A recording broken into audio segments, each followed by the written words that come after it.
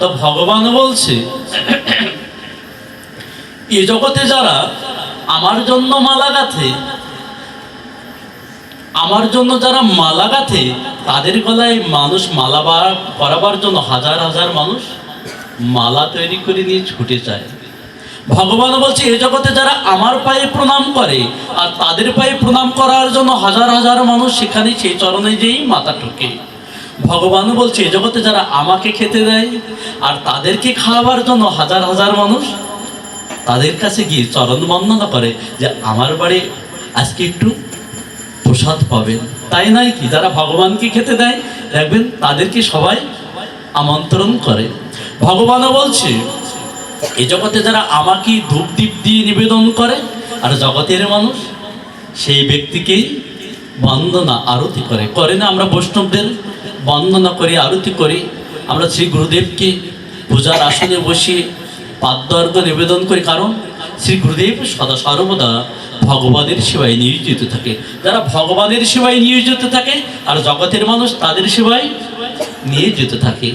ভগবান বলছে এ জগতে যারা আমার পথে চলা শুরু করেছে, আর জগতের মানুষ তাদের দেখবার জন্য সে পথেই অনুসরণ করে। ভগবান বলছে এ জগতে যারা আমার কথা বলে, আর লক্ষ লক্ষ মানুষ সেই কথা শুনবার জন্য সেই মানুষের পথে চলে। যেখানে আমার কথা হয়, যারা আমার কথা বলে আর তাদের কথা শুনবার জন্যই লক্ষ লক্ষ মানুষ সমাবেত হয়। তাই নয় কি? যারা ভগবানের কথা বলে আর সেই কথা শুনবার জন্য মানুষ ছুটে চলে। ভগবান বলছে শোনো, যদি সব কাজের সাথে আমাকে সংযুক্ত করো, এটা আমার বড় উপকার না, উপকারটা তোমায় আমাকে দিলে তুমি জগতে আমাকে যে সম্মান করে জগতের মানুষ তাকেই সম্মান করে। যারা ভগবানকে মানে জগতের মানুষ তাকেই মানে। এটা আমার জন্য চাইছে না, আমি তোমাদের জন্য চাইছি।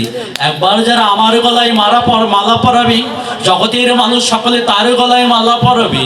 একবার যারা আমাকে প্রণাম করবে, জগতের মানুষ তাকেই প্রণাম করবে। যারা আমাকে খেতে দেয়, জগতের মানুষ তাকেই খেতে দেয়। যারা আমার কথা কীর্তন করে আর জগতের মানুষ তাদের কথাই শুনতে ছুটে চলে।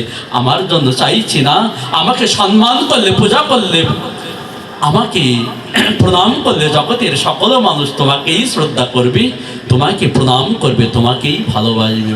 এই জন্য ভগবান বলছে আমার জন্য চাইছি না, ভালোবাসাটা আমার দিলে জগতের ভালোবাসাটা তুমি পাবে।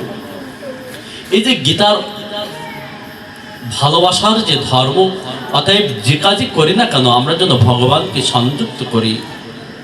শ্রীমদ্ ভগবদ গীতার 2য় অধ্যায়ে যুদ্ধ শুরু হয়নি, যুদ্ধ শুরু হবে।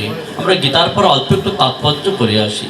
যদি গীতাকে আমরা হৃদয়ে ধারণ করতে পারি, আমাদের আগামী বংশধর, আমাদের যে সন্তানগুলো